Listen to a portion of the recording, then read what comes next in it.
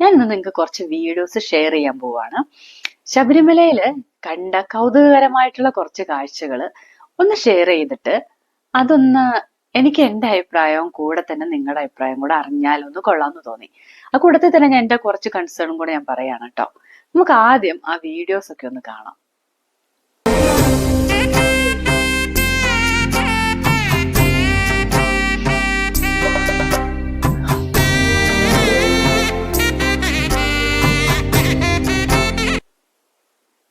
മണ്ഡലകാലമായതോടെ ശബരിമല സന്നിധാനത്ത് ആദ്യ മധുരം നുകരാൻ കുരുന്നുകളെത്തി. 18-ാം പടിക്ക് മുകളിൽ തിരുമുറ്റത്ത് കുഞ്ഞയ്യപ്പന്മാരുടെയും കുഞ്ഞു മാളികപ്പുറങ്ങളുടെയും ചോറൂണ് ചടങ്ങ് കൗതുക കാഴ്ചകളാണ്.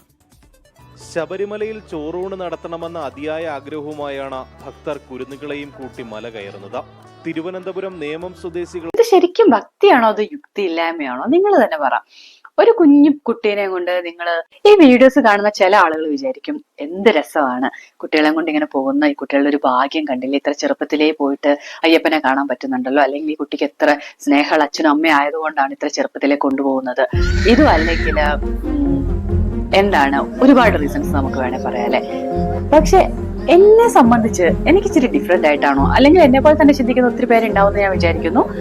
എന്തായാലും എനിക്ക് ശരിക്കും പറഞ്ഞ ഇച്ചിരി കൺസേണിംഗ് ആയിട്ടാണ് തോന്നിയത്. എസ്പെഷ്യലി ഈ ചെറിയ കുട്ടികൾ, അതായത് ഒരു വയസ്സിനും അതിന് താഴെയുള്ള പിഞ്ചു കുഞ്ഞുങ്ങളെ കൊണ്ട് അവരെ ഇങ്ങനെ തോളിലൊക്കെ ഇട്ട് അല്ലെങ്കിൽ അവരെ വളരെ ബുദ്ധിമുട്ടിച്ച് ഇങ്ങനെ കുട്ടികളെ കൊണ്ട് എടുത്തു പോകുന്ന അവസ്ഥ കണ്ടു കഴിഞ്ഞപ്പോൾ കുറച്ച് കാര്യങ്ങൾ എന്റെ മനസ്സിൽ കൂടെ പോയി. കുറച്ച് ചോദ്യങ്ങളായിട്ടും പിന്നെ അവരോട് തന്നെ എനിക്ക് പറയാനുള്ളതായിട്ടും കുറച്ച് കാര്യങ്ങൾ അത് ഉറപ്പായിട്ട് നമുക്കൊന്ന് ഷെയർ ചെയ്യാം.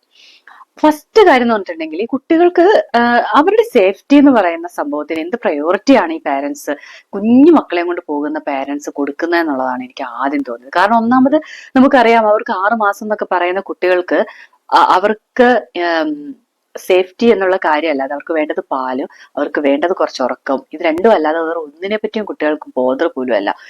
ചുറ്റുവട്ടത്ത് എന്താ നടക്കുന്നത് എന്നതിനെ പറ്റി അവർക്ക് അറിയേ വേണ്ട, അതൊന്നും അവർ മാറ്ററും അല്ല. ഈ പമ്പ പോലുള്ള നദിയിലൊക്കെ കുട്ടികളെ കൊണ്ട് കുളിക്കാൻ ഇറങ്ങുന്ന സമയത്ത് അവരുടെ ഇമ്മ്യൂണിറ്റിയെ പറ്റി നിങ്ങൾ ആലോചിക്കുന്നുണ്ടോ? അവർക്ക് എന്തെങ്കിലും പകർച്ചവ്യാധി വന്നു കഴിഞ്ഞിട്ടുണ്ടെങ്കിൽ നിങ്ങൾ എന്ത് ചെയ്യും? അല്ലെങ്കിൽ കുട്ടികൾക്ക് എത്രത്തോളം ഇമ്മ്യൂണിറ്റി പവർ ഉണ്ട്? ഇതൊക്കെ അലർജിക് അല്ലേ? കുട്ടികൾക്കുള്ള സേഫ്റ്റി ഇമ്പോർട്ടന്റ് അല്ലേ? അവർക്ക് ശുചിത്വം ഇമ്പോർട്ടന്റ് അല്ലേ? ഇതിനൊക്കെ നിങ്ങൾ എന്ത് മെഷേഴ്സ് ആണ് എടുത്തിരിക്കുന്നത്? അതുപോലെ തന്നെ ഞാൻ വേറൊരു കാര്യം ആലോചിച്ച് വെച്ചത്, കാരണം കുറെ കുട്ടികൾ കരയുന്നതും കുറെ കുട്ടികൾ അവിടെ കിടന്ന് ബഹളം ഉണ്ടാക്കുന്നതുമായിട്ടുള്ള വീഡിയോസ് ഇങ്ങനെ പുറത്തേക്ക് വരുന്നുണ്ട്.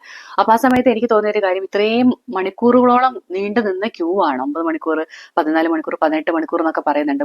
90,000 ആൾക്കാർ തിങ്ങി നിറഞ്ഞു എന്നൊക്കെ പറയുന്നുണ്ട്.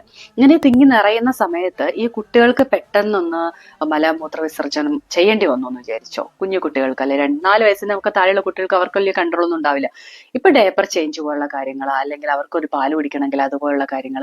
ഇനി ഇതൊന്നും അല്ല, അവർക്കൊന്ന് കിടന്നുറങ്ങണം, അതുപോട്ടെ അവർക്കൊന്ന് തല ചായ്ക്കണം, എന്താണ് അവർ ചെയ്യുന്നത്? അവർ ഇറിറ്റേറ്റഡ് ആയി കഴിഞ്ഞിട്ടുണ്ടെങ്കിൽ അവർക്ക് കരഞ്ഞാൽ പോലും ഒന്ന് സൂത്ത് ചെയ്യാൻ പോലുള്ള ഒരു അവസരം അവിടെ ഉണ്ടാവുന്നില്ലല്ലോ.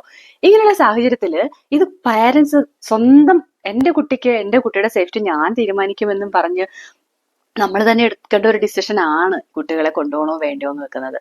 എത്രയോ കുട്ടികളെയും കൊണ്ട് അവിടെ വന്നിരിക്കുന്നത് കാണുമ്പോഴാണ് നമ്മൾ ഇത് ശരിക്കും പറഞ്ഞ ഒരു മേജർ ഇഷ്യൂ തന്നെയാണല്ലോ എന്ന് വിചാരിക്കുന്നത്.